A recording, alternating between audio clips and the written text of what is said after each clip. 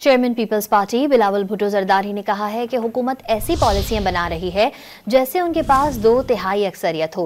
हुकूमत जब फैसले इत्तेहादियों की मुशावरत के बगैर लेती है तो उन पर अमल दरामद मुश्किल हो जाता है।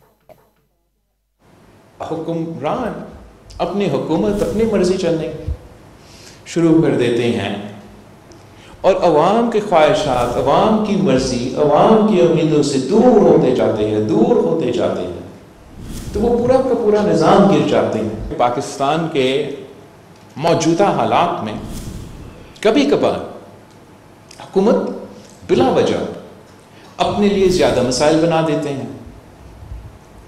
वो जब एक तरफा पॉलिसी बनता है, कंसेंसस और इनपुट के बगैर फैसले किए जाते हैं तो उन फैसलों पे अमल दरामद करना मुश्किल हो जाते हैं। जो भी पॉलिसीज बनाई जा रही हैं, अपोजिशन तो दूर की बात, अगर इत्तेहादियों से सलाह मशवरा होता तो वो शायद पॉलिसीज बेहतर चलते।